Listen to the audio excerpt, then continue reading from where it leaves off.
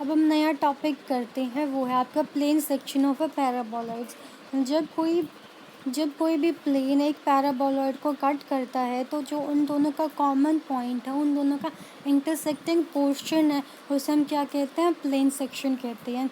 तो यहाँ पे एक हमें क्या निकालना है कि एक आर्टिकल नंबर 1 में आपको निकालना है कि एक पैराबोलॉइड गिवन है, पैराबोलॉइड को प्लेन कट करता है, तो हमें उनका जो कॉमन पार्ट है उसका नेचर बताना है, मीन्स उसकी इक्वेशन बतानी है कि वो जो हमें कॉमन पार्ट मिला है, जैसे हम प्लेन सेक्शन कहते हैं, वो एलिप्स बनेगा, हाइपरबोला बनेगा, या फिर वो क्या बनेगा, हमें वो चीज़ यहाँ पे आर्टिकल नंबर 1 में डिटरमाइन करनी है।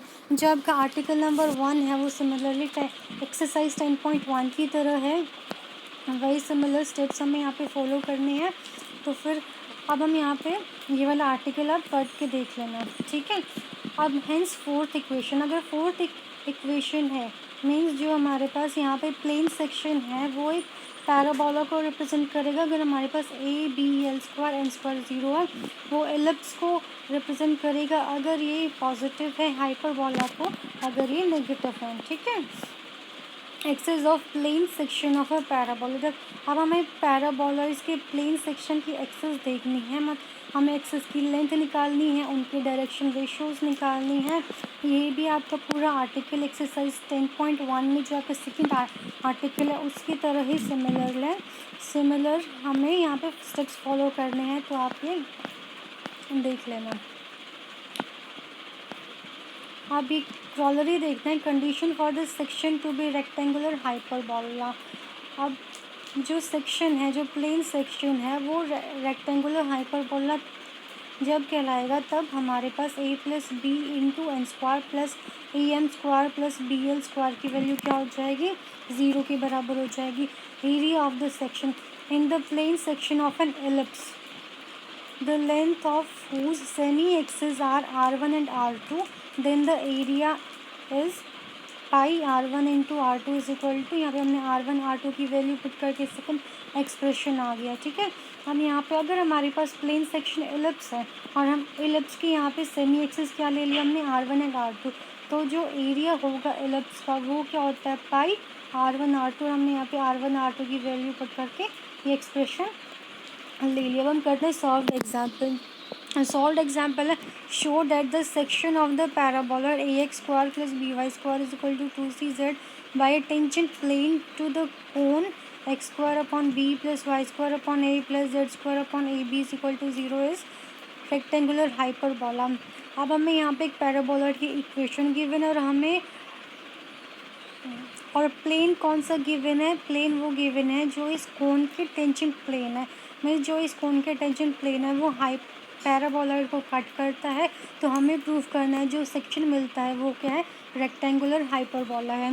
The equation of the cone first है जो कि स्टेटमेंट में गिवन है, और हमने मान लिया L X plus M Y plus N Z is equal to 0, वो कोन 1 का क्या है?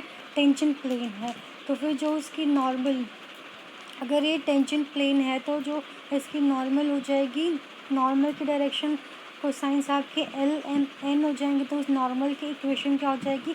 X upon L is equal to Y upon N is equal to Z by N. और ये क्या है? ये आपका रेसिप्रोकल कोन का जनरेटर है, जो कोन 1 के टेंजेंट प्लेन है उसका नॉर्मल आपका रेसिप्रोकल कोन का जनरेटर है। और रेसिप्रोकल कोन की इक्वेशन क्या है? B X square plus A Y square plus A plus B into Z square is equal to 0। Reciprocal cone हम पहले कर चुके हैं कि उसकी इक्वेशन कैसे निकाल दी है। अब ये वाला जो नॉर्मल है, ये X upon L is equal to Y upon M is equal to Z upon N, ये क्या है? रेसिप्रोकल कोन का जनरेटर है। तो फिर इस कोन के ऊपर कम्प्लीटली लाई करेगा, और जब इस कोन के ऊपर ये लाई करेगा तो इस नॉर्मल की जो डायरेक्शन कोसाइंस है वो इसकी इक्वेशन को क्या करेंगे? रेसिप्रोकल कोन की इक्वेशन को सेटिस्फाई करेंगे। तो हम एक्स वाई जेड की जगह रख देंगे एल एम एन। इसको रखने के बाद हमारे पास आ जाएगा A plus B into N square plus A M square plus B L square is equal to 0, जो कि जो हमें रेक्टेंगुलर रेक्टेंगुलर हाइपरबोला होने की ये कंडीशन को सेटिस्फाई करता है। ठीक है, तो हमने इसी तरह से प्रूफ कर दिया। सेकेंड एग्जाम्पल है to find the locus of the centres of the section of the paraboloid X square upon A square plus Y square upon B square is equal to 2z which are of constant area pi के square.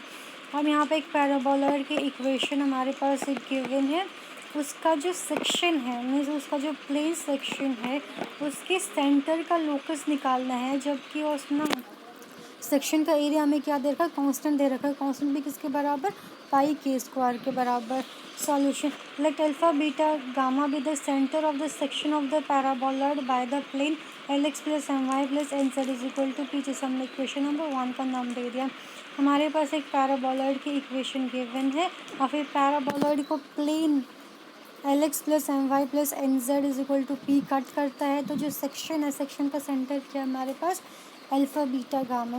We know that area of the paraboloid, अब हमारे पास plane one जब paraboloid को cut करेगा तो उसका area किसके बराबर हो जाएगा, ए इज इक्वल टू, अगर हमारे पास paraboloid A X square plus B Y square is equal to 2cz, ये वाला पैराबोलॉइड को अगर प्लेन वन कट करेगा तो एरिया किसके बराबर हो जाएगा, जो इक्वेशन नंबर 2 में लिख रखा है। लेकिन हमने यहाँ पे जो इक्वेशन नंबर 2 है उसके लिए पैराबोलॉइड इक्वेशन आपके पास A X square plus B Y square equal 2cz है, लेकिन हमारे पास स्टेटमेंट में एक पैराबोलॉइड की इक्वेशन क्या दे रखी है, X square upon A square plus Y square upon B square is equal to 2z। तो हम इस वाली इक्वेशन नंबर सेकेंड में ए की जगह 1 अपॉन ए स्क्वायर, बी की जगह 1 अपॉन बी स्क्वायर और सी की जगह 1, इसे हम इक्वेशन नंबर 2 में क्या करेंगे, पुट करेंगे और फिर देन द एरिया। तो फिर हमारे पास जो एरिया बनेगा section by the plane L X plus M Y plus N Z section का, वो क्या हो जाएगा, मीन्स हम इक्वेशन नंबर 1 इक्वेशन नंबर 2 में पुट करने के बाद इक्वेशन नंबर 3 मिल जाएगी। सिंस अल्फ़ा बीटा गामा, लेकिन जो अल्फ़ा बीटा गामा है वो क्या है, सेक्शन का सेंटर है। और फिर जो प्लेन की इक्वेशन है वो L X plus M Y plus N Z is equal to P, और ये जो प्लेन है वो किसके सिमिलर होगा, किसके सेम होगा, T is equal to S one के, क्योंकि T is equal to S one से भी हम क्या निकालते हैं, प्लेन की इक्वेशन निकालते हैं। तो फिर आपकी plane T is equal to S one, आप से आप क्या करोगे, इक्वेशन नंबर 4 निकालोगे कि जो कि क्या है, प्लेन की इक्वेशन होगी। ये भी प्लेन की इक्वेशन है, इक्वेशन नंबर 4 और फर्स्ट भी क्या है, प्लेन की इक्वेशन है। जब दोनों इक्वेशन सेम है तो हम दोनों को कंपेयर करेंगे, कंपैरिजन के बाद आपको ये वाली इक्वेशन निकल आएगी। ठीक है, कंपैरिजन के बाद आपके पास मिलेगा alpha upon A square into L is equal to beta upon B square M is equal to -1 upon N is equal to alpha square upon A square plus beta square upon B square minus gamma upon P. ठीक है भाई, यहाँ से इन equalities को use करके हम L by N की value निकालेंगे। एल बाई एन हो जाएगा आपका minus alpha upon A square, M by N निकालेंगे वो आपका हो जाएगा minus beta upon B square, P by N निकल आएगा वो आपका होगा minus into alpha square upon A square plus beta square upon B square minus gamma, hence from 3। हम थर्ड इक्वेशन से हम क्या कह सकते हैं, थर्ड इक्वेशन ये वाले एरिया की इक्वेशन है। थर्ड इक्वेशन में हम क्या करेंगे, L by N, M by N और पी बाई एन की वैल्यू पुट करेंगे। थर्ड इक्वेशन में हमने एक माइन्यूट सा चेंज किया है पहले, उसके बाद इक्वेशन चेंज किया। थर्ड इक्वेशन में जो आपके पास मल्टीप्लिकेशन में पाई अपॉन एन क्यूब है, तो हम एन स्क्वायर तो फर्स्ट ब्रैकेट के साथ लेंगे। ठीक है, और फिर एन को हम लास्ट ब्रैकेट के साथ ले लेंगे जो कि अंडर रूट में है एक, तो फिर उस अंदर जाके क्या बन जाएगा, एन स्क्वायर बन जाएगा। जब हमें यहाँ पे L square upon N square, M square upon N square और N 1 upon N square sorry P upon N square की वैल्यू निकल आएगी। और फिर इसी तरह से अंडर रूट में भी एल अपॉन एन का whole square plus M upon N का होल स्क्वायर प्लस 1, ये वैल्यूज निकलने के बाद हम सीधा इनकी L upon M upon N और पी अपॉन एन की वैल्यू हम क्या कर देंगे, पुट कर देंगे। ठीक है, और फिर ये पुट करने के बाद हम क्या करेंगे, इक्वेशन नंबर 5 को यूज़ करेंगे और ए की वैल्यू जो क्वेश्चन में गिवन है पाई के स्क्वायर के इक्वल रख देंगे। ठीक है, ये सॉल्व करने के बाद हमारे पास के स्क्वायर की वैल्यू आ जाएगी। के स्क्वायर की वैल्यू है A B into minus alpha square upon A square minus beta square upon B square plus 2 gamma into under root alpha square upon A की power 4 plus beta square upon B की power 4 plus 1। तो हम दोनों under root ख़त्म करने के लिए दोनों साइड स्क्वायर कर देंगे, तो हमें इक्वेशन क्या मिल गई, अल्फ़ा बीटा गामा और के एंड ए बी की फॉर्म में मिल गई। तो हम यहाँ पे अल्फ़ा बीटा गामा का लोकस निकालना है, क्योंकि अल्फ़ा बीटा गामा हमने सेक्शन का सेंटर लिया। तो फिर लोकस निकालने के लिए हम अल्फ़ा बीटा गामा को एक्स वाई जेड के साथ रिप्लेस कर देंगे। ठीक है, मैं एग्जांपल नंबर 3 करते हैं। Find the length of the semi axis of the section of the paraboloid 2x square plus Y square minus Z is equal to 0 by the plane x plus 2y plus Z is equal to 4। ये आपका बिल्कुल simple example है। इसमें अगर आप अपने standard form के साथ इन वैल्यूज़ को कंपेयर करोगे, मीन्स जो पैराबोलॉइड की इक्वेशन गिवन है 2x square plus Y square minus Z is equal to 0 प्ले तो उसको हम इस तरह से लिख सकते हैं 2x square plus Y is equal to Z. जब हम इसको पैराबोलॉइड की स्टैंडर्ड इक्वेशन के साथ कंपेयर करेंगे, means A X square plus B Y square is equal to C Z के साथ कंपेयर करेंगे, तो ए की वैल्यू 2 आ जाएगी, बी की वैल्यू 1 आ जाएगी और सी की वैल्यू हाफ आ जाएगी।